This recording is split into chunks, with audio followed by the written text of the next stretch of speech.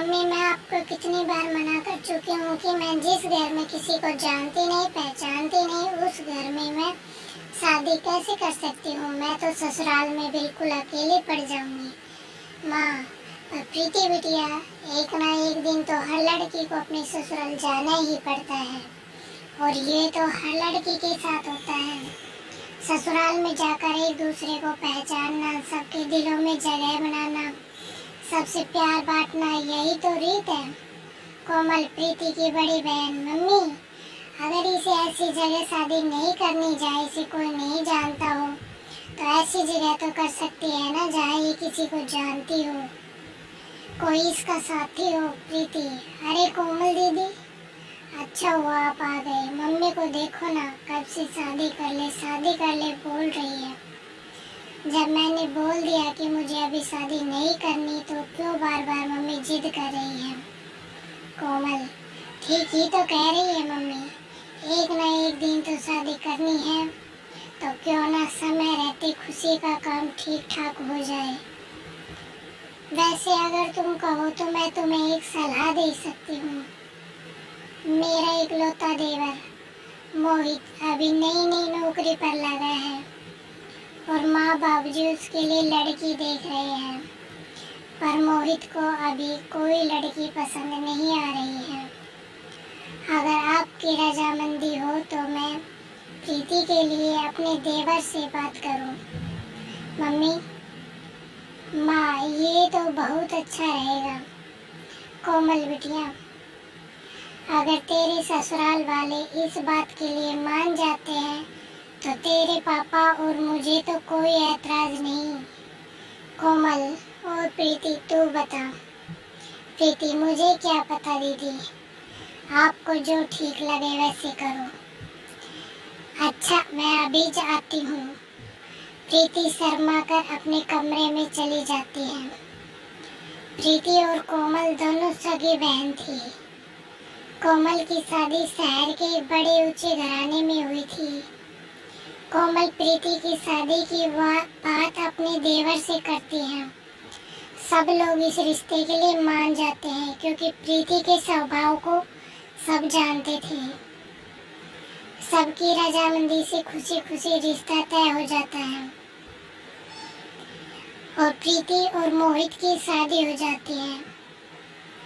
प्रीति नई नवेली दुल्हन बनी, नए नए सपने सजोए अपने ससुराल आती है। सब कुछ बहुत अच्छे से चल रहा था। दोनों बहनें मिलकर खुशी खुशी घर का काम निपटाती। घर का माहौल बहुत ही शांतिपूर्ण था। पर कहते हैं ना, जहाँ चार बर्तन होते हैं वो कभी ना कभी बज ही जाते हैं। कोमल की सास प्रीति के स्वभाव से बहुत खुश थी। एक दिन सास का एकादशी का व्रत था।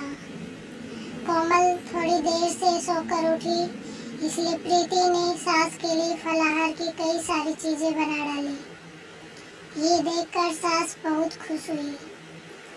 सास, प्रीति बहू, मैं तो धन्य हो गई जो तुम जैसी बहू ऊपर वाले ने मुझे दी। मेरी दोनों बहुएं लाखों में एक है।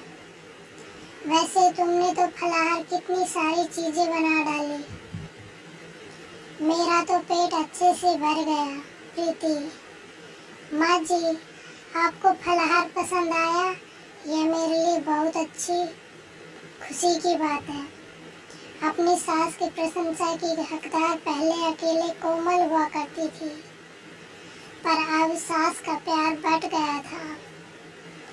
प्रीति की तारीफ सुनकर कोमल को अपनी बहन से थोड़ी ईर्ष्या होने लगी, इसलिए उसके व्यवहार में बदलाव आने लगा।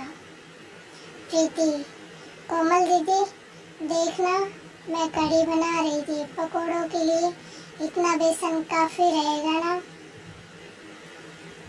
कोमल, देखो प्रीति, अब तुम मेरी छोटी बहन नहीं हो, तुम मेरी देवरानी हो, इसलिए घर की जिम्मेदारियां सीख जाओ।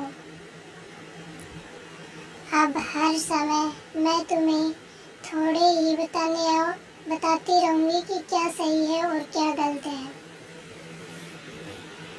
खुद भी तो बनाना सीखो। और वैसे भी मुझे बहुत सारे काम हैं। आज से पहले कोमल ने प्रीति से कभी ऐसे बात नहीं की थी। पर प्रीति इस बात पर ध्यान नहीं देती। अब तो कोमल अक्सर प्रीति को नीचा दिखाने की भी कोई कसर नहीं छोड़ती थी।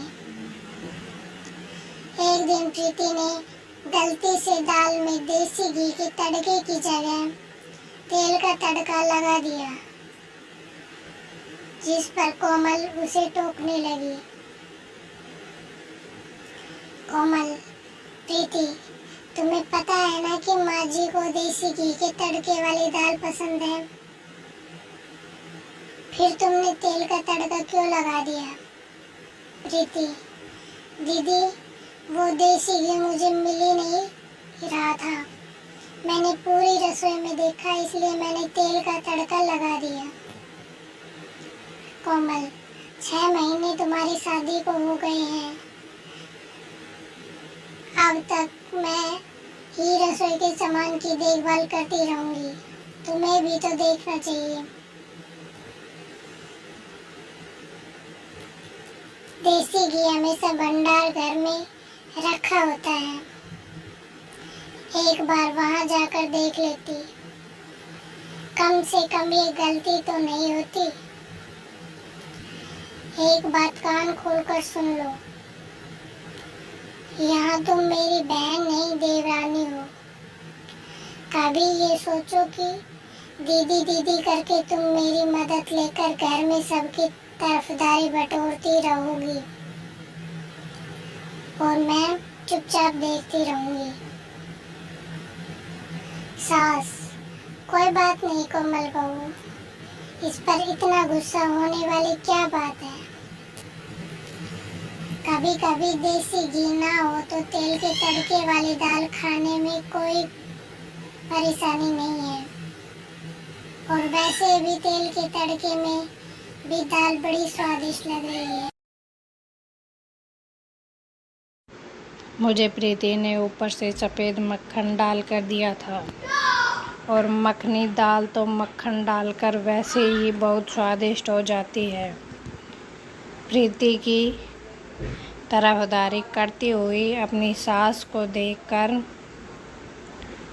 कोमल गुस्से से भर जाती है और पैर पटकती हुई अपने कमरे में चली जाती है। कोमल ने प्रीति से बात करना भी बंद कर दिया था। इस वजह से प्रीति का मन बहुत परेशान रहता था। कोमल की आँखों पर तो जलन की पट्टी बंधी हुई थी। फिर एक दिन, सास, क्या हुआ कोमल, तबीयत तो ठीक है ना? आज सुबह से ही सो रही हो। अरे, तुम्हें तो बहुत तेज़ बुखार है। कोमल, माँ जी, मेरा सिर दर्द से फट रहा है। बड़ी घबराहट भी हो रही है। सास, प्रीति बहू, जल्दी आओ। देखो, कोमल बहू बुखार से तप रही है और इसने किसी को कुछ नहीं बताया। सूरज भी शहर से बाहर गया हुआ है। प्रीति, कोमल दीदी, आपने मुझे बताया क्यों नहीं? घबराओ नहीं, मैं अभी मोहित को फ़ोन करती हूँ। वो ऑफिस नहीं पहुँचे होंगे, रास्ते में ही होंगे। प्रीति, हेलो मोहित, आप तुरंत घर आ जाओ। दीदी की तबीयत ठीक नहीं है, वो बुखार से तप रही है।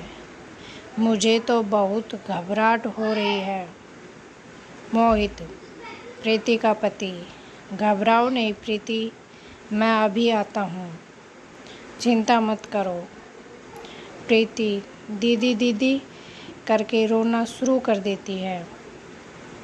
इतनी देर में मोहित घर आ जाता है। वो लोग कोमल को लेकर अस्पताल पहुंचते हैं। कोमल का बुखार सिर पर चढ़ गया था। प्रीति अपने मम्मी पापा को भी फ़ोन कर देती है। वो लोग भी अस्पताल पहुंचते हैं। प्रीति रो रो कर डॉक्टर से अपनी दीदी को ठीक करने की बात कह रही थी। प्रीति रोते हुए, डॉक्टर साहब, मेरी दीदी ठीक हो जाएगी ना? प्लीज़ आप उनका अच्छे से इलाज कीजिए। मेरी दीदी को ठीक कर दीजिए डॉक्टर। एक हफ्ते बाद कोमल की तबीयत में सुधार आता है और उसे हॉस्पिटल से छुट्टी मिल जाती है। प्रीति ने कोमल की अस्पताल में भी बहुत सेवा की और घर आने के बाद भी उसका बहुत ध्यान रखा। प्रीति अकेले ही घर का सारा काम निपटाती और साथ ही साथ कोमल की भी बहुत देखभाल करती।